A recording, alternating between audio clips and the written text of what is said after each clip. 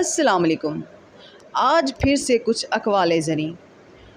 دو چیزیں اپنے اندر پیدا کر لو، چپ رہنا اور معاف کرنا، کیونکہ چپ سے بڑا کوئی جواب نہیں اور معاف کر دینے سے بڑا کوئی انتقام نہیں۔ یاد رکھو کہ ہمیشہ عالم قلم پر چلتا ہے اور صوفی قدم پر۔ جس کام کو کرنے کی طاقت نہ ہو اسے اپنے ذمے بھی نہ لو۔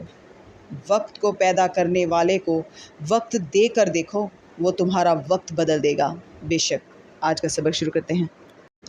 پناہ مانگتی ہوں اللہ کی شیطان مردود سے۔ شروع اللہ کا نام لے کر جو بڑا مہربان نہایت رحم والا ہے۔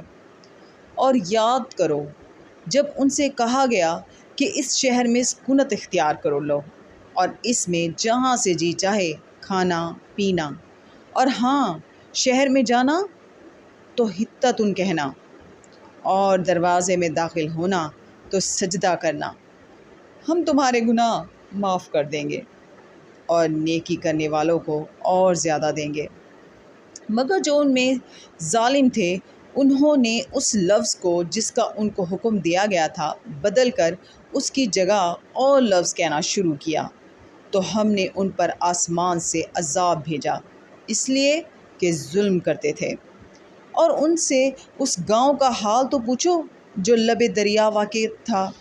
جب یہ لوگ ہفتے کے دن کے بارے میں حد سے تجاوز کرنے لگے، یعنی اس وقت کہ ان کے ہفتے کے دن مچھلیاں ان کے سامنے پانی کے اوپر آتی اور جب ہفتے کا دن نہ ہوتا تو نہ آتی، اسی طرح ہم ان لوگوں کو ان کی نافرمانیوں کے سبب آزمائش میں ڈالنے لگے۔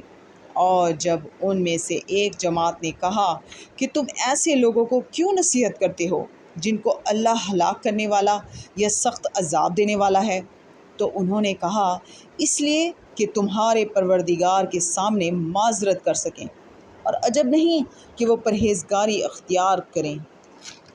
جب انہوں نے ان باتوں کو فراموش کر دیا جن کی ان کو نصیحت کی گئی تھی، تو جو لوگ برائی سے منع کرتے تھے ان کو ہم نے نجات دی، اور جو ظلم کرتے تھے ان کو برے عذاب میں پکڑ لیا کہ نافرمانی کیے جاتے ہیں۔ صدق اللہ العظیم۔